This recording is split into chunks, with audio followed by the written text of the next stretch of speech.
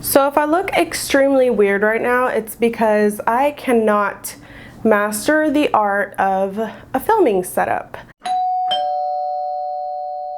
I did get a new microphone, so if I sound a little closer to you, that's why. I usually have my camera really far away and I was getting tired of having to scream. It was just really exhausting to have to fix the audio every time. So I got something that was pretty affordable, so it's not going to be perfect by any means, but hopefully it works out. I also have new lights, as you can hopefully tell, and a new setup, which is super basic right now, but I wanted something really simple to start off with. I am not happy at all with how everything looks right now because I just saw myself on camera and I look awful, but I'm gonna really try to stop insulting myself at the beginning of every video because it's just not good.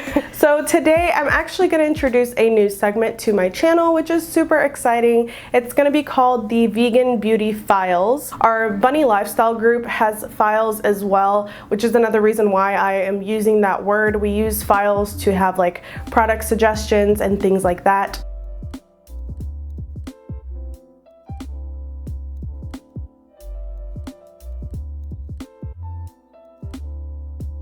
That's probably one thing you guys ask me to do the most is videos on specific things, like maybe foundations or lipsticks and just different specific items. So that's what I thought I would do today. To start everything off, I thought it would be perfect to do a video on foundation. Vegan foundation seems to be something that most people are searching for when they first transition from just being cruelty-free, which I don't mean just like it's nothing, because obviously that's huge, but you know, from being cruelty-free to also being vegan, which are two separate things, believe it or not, even though they do go hand in hand. So what I'm going to be doing today to start off this new segment is just telling you what my favorite foundations are, which ones I would recommend. It does touch on dry, oily, combo, skin, all of the above, and I have some really good options for you all. I would love if you would leave below what your favorite is, because I know people read the comments and talk to each other, and I love seeing you guys interact like that. Plus it obviously helps a lot of people have more options, and I do also want to try more foundations in the future,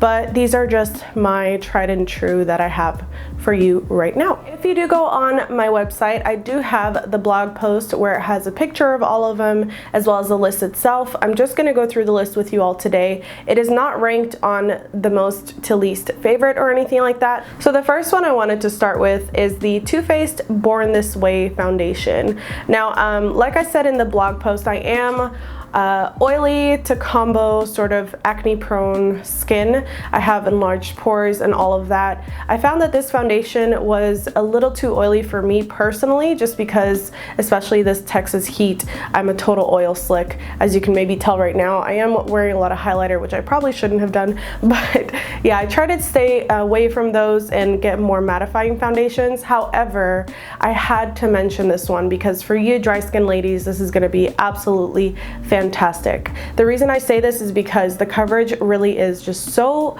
beautiful.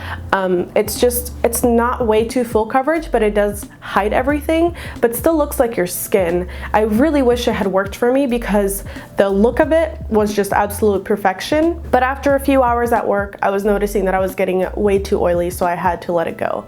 However, it didn't settle in my enlarged pores. It didn't cling to my dry patches from my combo skin, and the oiliness wasn't super overwhelming, but it was enough for me to have to let it go. I still really had to recommend it though because it is such a beautiful foundation, and I know it's worked for a lot of you ladies out there. So the next one is a more low-end one that is super affordable that you can get on e.l.f.com. Obviously it's by e.l.f. and it's the Acne Fighting foundation. Now this did used to break me out, but I don't know if it's the new formula, if they have a new formula or not, but it doesn't do that to me anymore, luckily. It is absolutely full coverage. It's so, I can't say any good enough things about it. Actually, my good friend on here, Cynthia, Beauty Talk with Sin, I'm gonna leave her linked below. She recommended this. Well, she had a video up. That's, I think, how I met her through YouTube, is she had a video up on this foundation and a demo and all that, and it automatically became my favorite go-to, and it has since then. I still have it in my drawer. I find that they have really good undertones, you know, like warm and cool. Now, I want to mention that also on my blog post, I I do put the undertones and the coverage of each of these foundation types.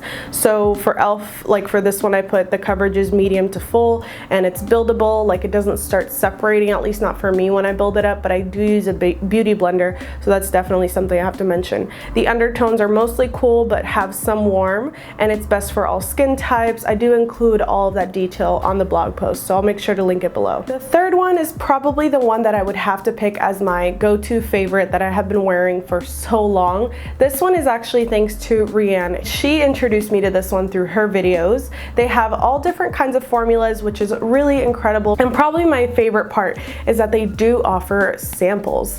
I know that is a huge thing for some of you that maybe don't want to go in store to get samples. You can use it as a concealer. It lasts me a really long time because a little goes such a long way. My memory card ran out of space, so hopefully I still look the same and I'm in focus. The next one is a powder foundation, which is the Zuzu Luxe Dual Powder Foundation, and I debated on which one I wanted to feature because Honeybee Gardens was one of my favorites as well, but I chose this one just because it's really good at keeping me matte, and it also gives more of a flawless finish.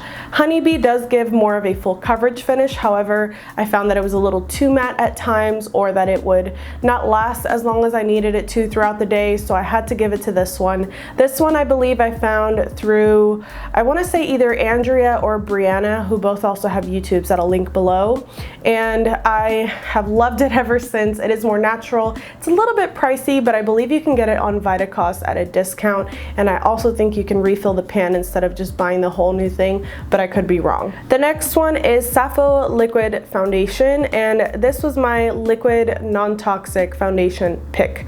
I was sent it a long time ago by OSEA, I don't know how to say it. They're sort of like an online Sephora, not maybe with as many options, but definitely some good ones, and they have like LETILOVE and things like that. This one actually, if I remember correctly, was a little more sheer.